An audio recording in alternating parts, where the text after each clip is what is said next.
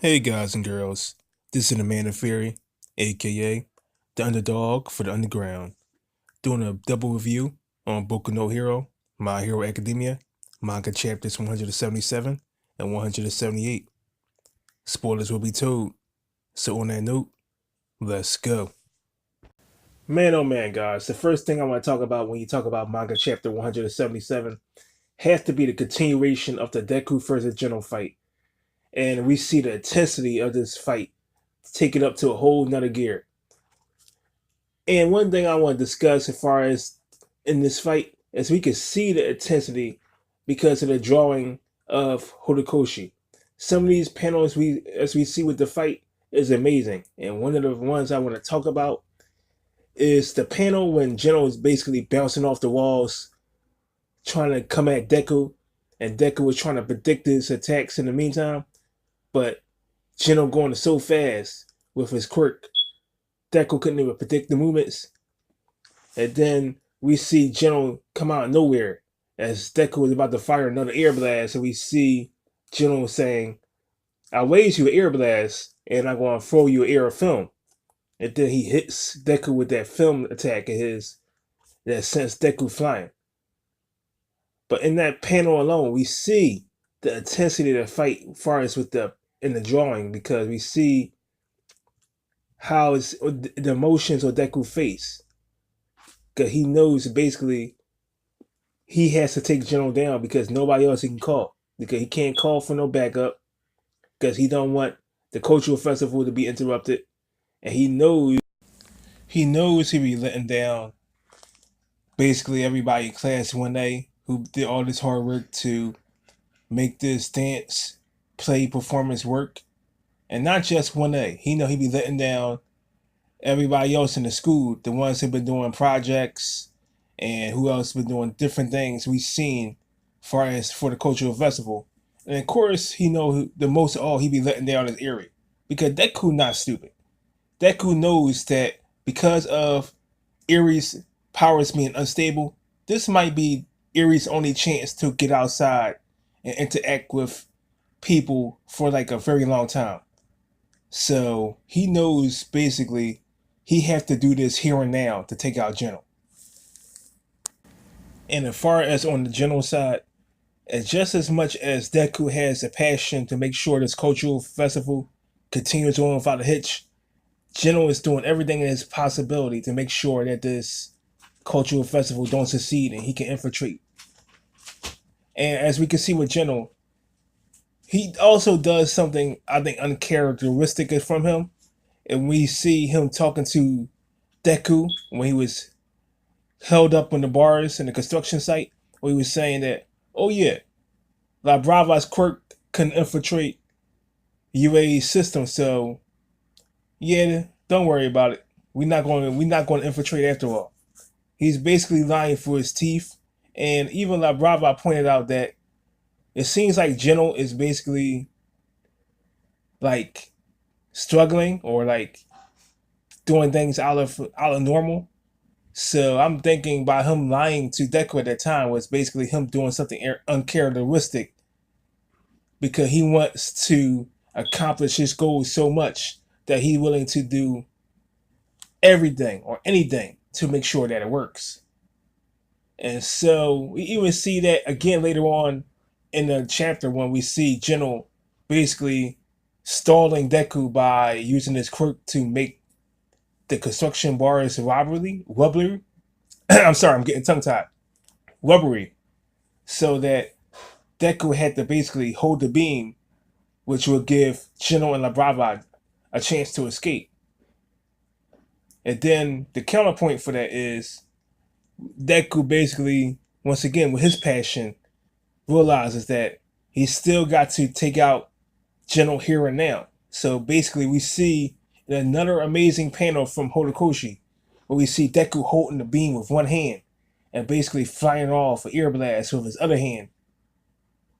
And basically, in this chapter, I've given it a 4 out of 5, basically because it's like amazing passion of wills in this chapter. We see Deku trying to accomplish his goals no matter what, and La Brava and General trying to accomplish their goals no matter what. And I love the pacing of the episode, and I love the whole sequence of the fight. So 4 out of 5 for me. And let's go ahead and start talking about manga chapter 178. All right, guys. As far as manga chapter 178 goes, I want to basically spend this whole review talking about La Brava, but I'm going to break her down into 3 key points. The 3 key points is going to be talking about her backstory, which they shown in this chapter, her connection to Geno, and her ability and how does it work as far as amplifying Geno's powers. The first thing I want to talk about is La Brava's backstory. As we've seen in La Brava's backstory, she was basically a regular high schooler or a junior high school child. And basically, she was a nerd, stayed to herself, very quiet. Just like most of the kids we see nowadays, the ones that get teased and bullied, which was the same case with La Brava. And with her, it was just like, it was a chance of fate of running into Geno because at that point in her life, before she met Geno, she started getting into depression because of the fact that she was ostracized and bullied to the point that she wanted to kill herself, that she wanted to end it all. And I don't know if most of y'all follow the current news nowadays, and that's how it is nowadays when it comes to bullying. Far as people teasing others that's like quiet, shy, or different than them. After a while, for the person that's being bullied, it takes a toll. It takes a mental toll, psychological toll, and a physical toll. Far as La Brava, it takes a mental toll and an emotional toll.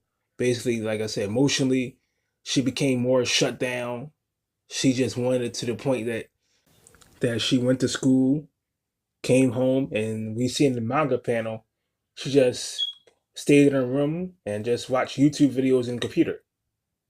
As far as mentally, it made her more like unstable to the point where she wanted to commit suicide and kill herself and end it all because she started going into a deep depression.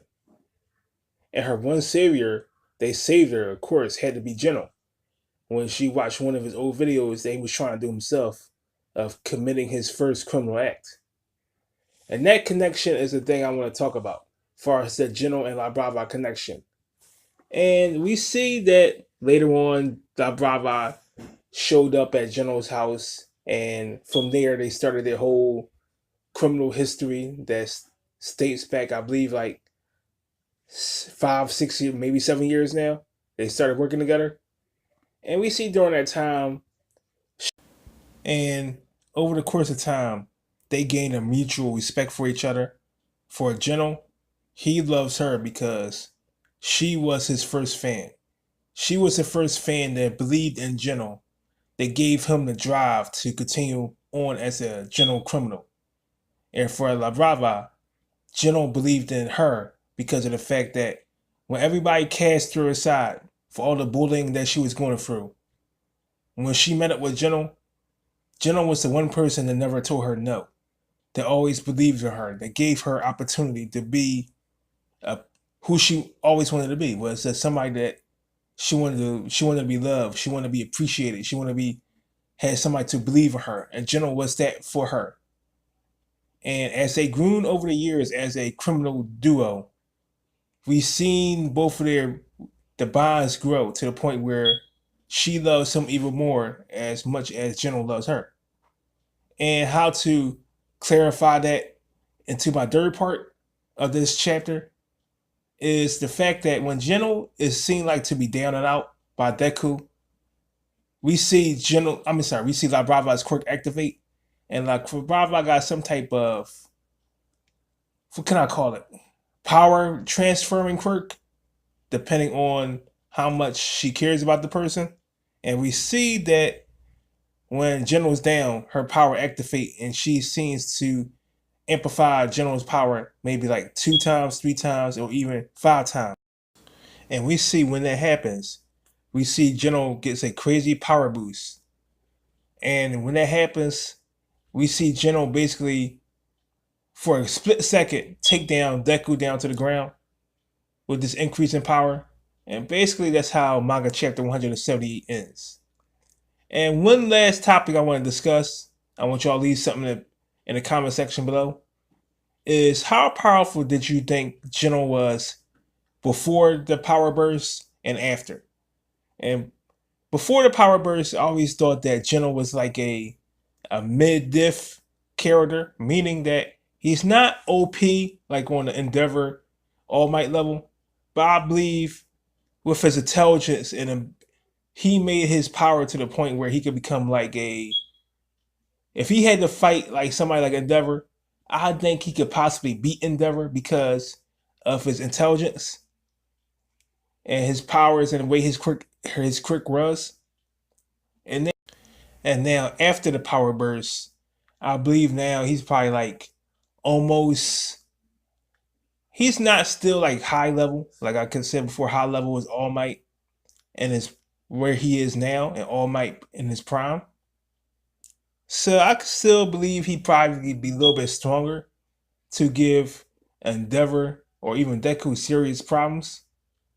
But let me know what y'all think about that in the comment section below. Do y'all think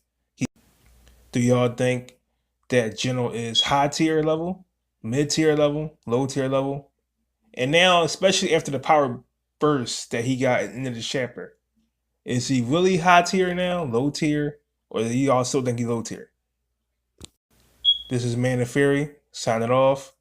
Like, comment, and please subscribe to my channel if you like my channel. I'm new, I'm trying to get started, so if you click on the like button, I appreciate it. But subscribe to my channel for more content. I definitely appreciate it, trying to get more subscribers. And on that note, a man's dreams will never die.